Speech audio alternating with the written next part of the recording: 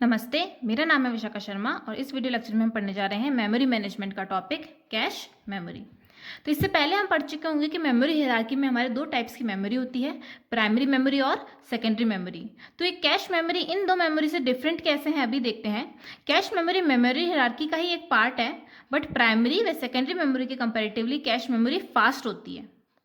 साथ ही ये साइज में लेकिन स्मॉल होती है प्राइमरी व सेकेंडरी मेमोरी के कंपैरेटिवली, पर कॉस्टली भी होती है। तो कैश मेमोरी में हम स्टोर क्या करते हैं, वह प्रोग्राम्स और डेटा जिन्हें बार बार सीपीयू द्वारा मेमोरी में रेफर किया जाता है उन्हें कैश मेमोरी में स्टोर किया जाता है। यानी कि सीपीयू को कोई भी ऑपरेशन करने के लिए प्रोग्राम्स की जरूरत पड़ेगी, डेटा की जरूरत पड़ेगी। सीपीयू और प्रोग्राम से डेटा प्राइमरी मेमोरी से लेके आएगा, लेकिन प्राइमरी मेमोरी से लेके आने में उसको थोड़ा समय ज़्यादा लगता है। कैश मेमोरी क्योंकि मेरी फास्ट मेमोरी है, तो यदि वो डेटा प्राइमरी मेमोरी की जगह कैश मेमोरी में हो तो उसी डेटा को कैश मेमोरी से उठा के लेके आने में मुझे कम समय लगेगा और मैं मेरा ऑपरेशन स्पीडली परफॉर्म कर लूँगी। इसे हम ऐसे कंपेयर कर सकते हैं जैसे मेरे पास में बुक्स की अलमीरा हो जिसमें सब तरीके की बुक्स हों।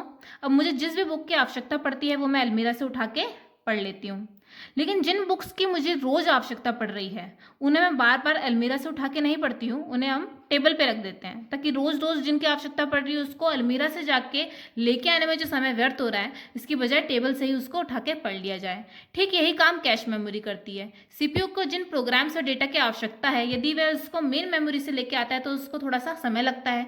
कैश मेमोरी क्योंकि फास्ट है तो यही वही डेटा या प्रोग्राम सीपीयू को अगर कैश मेमोरी से मिल जाता है तो उसका समय बच जाता है। तो कैश मेमोरी जैसे कि हम देख सकते हैं सीपीयू व मेन मेमोरी के बीच में होती है।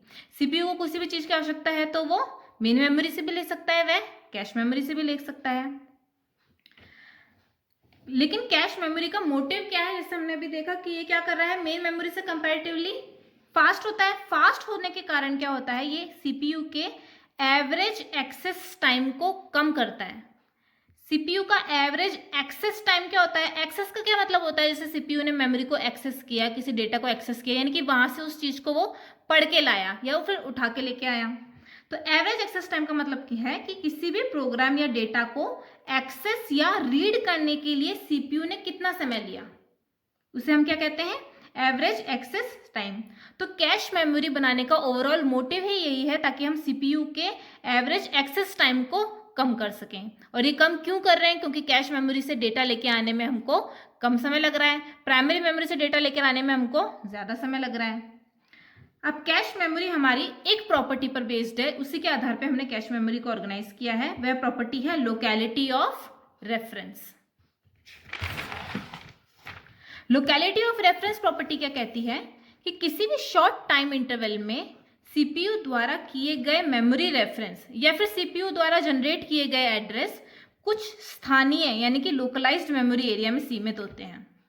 सीपीयू ने कुछ प्रोग्राम से डेटा को आवश्यकता मांगी, वह प्रोग्राम से डेटा जनरली आमतौर पर किसी भी दो शॉर्ट इंटरवल टाइम के अंदर एक सीमित एरिया में रहते हैं। इससे कारण क्या है, लूप व सब रूटीन। लूप क्या होता है, हमें पता है, कुछ सेट ऑफ इंस्ट्रक्शंस जिनको बार बार रिपीट में हम एग्जीक्यूट करते हैं। जैसे कि मेरे पास में 1 2 3 4 5 इंस्ट्रक्शन का सेट है और इसके अंदर मैं लूप लगा देती हूँ। सपोज करें मैंने 5 का लूप लगाया, यानी कि ये 5 इंस्ट्रक्शंस बार बार चलेंगे, 5 बार चलेंगे, पांचों इंस्ट्रक्शन 5 बार चल रहे हैं। इसका मतलब सीपीयू को इन पांचों इंस्ट्रक्शंस की बार बार जरूरत पड़ रही है। बार बार जरूरत पड़ने के कारण क्या हो रहा है, अगर यही डेटा मैं कैश में ले लूं तो सीपीयू को सिर्फ कैश से जाके इस डेटा को लेके आना पड़ेगा, लेकिन यही डेटा अगर मैं प्राइमरी मेमोरी से बार बार उठा रही हूँ तो उसमें हमें समय लगेगा। तो लोकेलिटी ऑफ रेफरेंस प्रॉपर्टी ये कहती है कि हमारे पास में कुछ ऐसे इंस्ट्रक्शंस होते हैं, कुछ ऐसे प्रोग्राम्स होते हैं जो कि क्या होता है, आवश्यकता जिनकी बार बार पड़ती है, और ये जो प्रोग्राम्स और डेटा होते हैं ये क्या होता है, किसी सीमित एरिया में होंगे। कहने का मतलब अगर ये फर्स्ट इंस्ट्रक्शन अगर 1000 एड्रेस पे है तो इसी के बाद मुझे सेकंड इंस्ट्रक्शन की जरूरत पड़ेगी जो 1001 पे हो सकता है, थर्ड इंस्ट्रक्शन की जरूरत पड़ेगी जो 1003 पे हो सकता है। इसका मतलब जिन इंस्ट्रक्शंस की मुझे जरूरत पड़ रही है वो आपस में ही आसपास हैं। इसी के साथ सब रूटीन के कारण भी हमारा locality of reference property satisfy होती है। कैसे, सब रूटीन क्या होता है, सब रूटीन वह सब प्रोग्राम या इंस्ट्रक्शंस का समूह है जिससे कॉल कर हम एग्जीक्यूट करते हैं। तो बार बार अगर किसी फंक्शन को मैं कॉल कर रही हूँ यानी कि सीपीयू को बार बार उस फंक्शन की आवश्यकता पड़ रही है, उस फंक्शन में जितने भी इंस्ट्रक्शंस होंगे सब एक साथ ही होंगे, एक के बाद एक ही होंगे।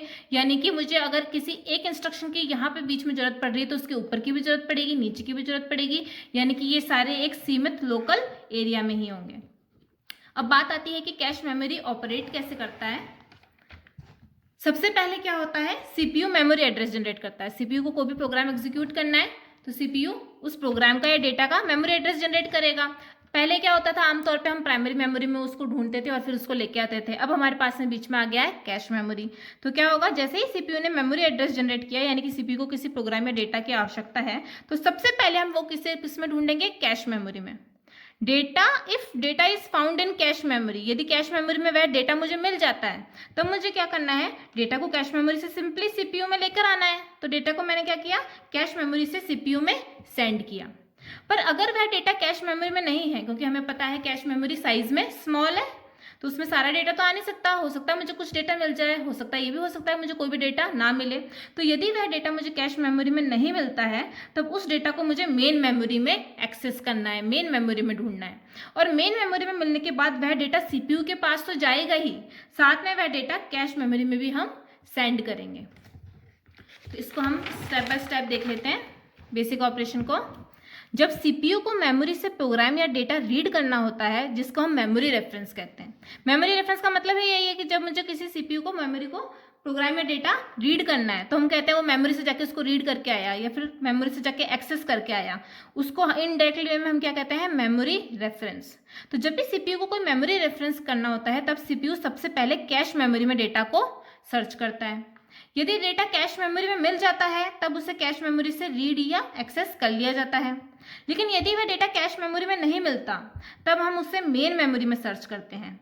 मेन मेमोरी से डेटा को सीपीयू व कैश दोनों में ट्रांसफर किया जाता है। और इसका रीजन क्या है, मैंने मेन मेमोरी से डेटा को सीपीयू में तो ट्रांसफर कर लिया, मेरा काम तो हो गया, तब उसको कैश में यूज करने की कहाँ जरूरत आ रही है, क्योंकि हो सकता है कि अब जो नेक्स्ट इंस्ट्रक्शंस एग्जीक्यूट करें उसमें वापस से उस डेटा की आवश्यकता पड़े। और लोकेलिटी ऑफ रेफरेंस प्रॉपर्टी यही कहती है कि आप अगर एक ब्लॉक ऑफ डेटा को उठा के लेके आए हैं, तो हो सकता है नेक्स्ट इंस्ट्रक्शंस उन्हीं ब्लॉक ऑफ डेटा के लिए यूज करें। तो उसी के कारण हम क्या कहते हैं, ताकि फ्यूचर में इस डेटा को डायरेक्टली हम कैश मेमोरी से प्राप्त किया जा सके, इसीलिए उस डेटा को हम मेन मेमोरी से सीपीयू के साथ साथ कैश मेमोरी में भी लेके आते हैं। अब बात आती है कि कैश मेमोरी की परफॉर्मेंस हम कैसे नापें। कैश मेमोरी की परफॉर्मेंस हम हिट रेशो से मेजर करते हैं। हिट रेशो पढ़ने से पहले हमें पता होना चाहिए कैश हिट क्या होता है और कैश मिस क्या होता है।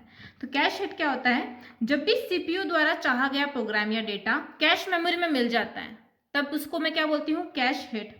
और जब भी सीपीयू द्वारा चाहा गया डेटा प्रोग्राम या डेटा कैश मेमोरी में नहीं मिलता है, तब हम उसे मेन मेमोरी में ढूंढते हैं, और कैश मेमोरी में नहीं मिलने के कारण हम इसको क्या कहते हैं, कैश मिस।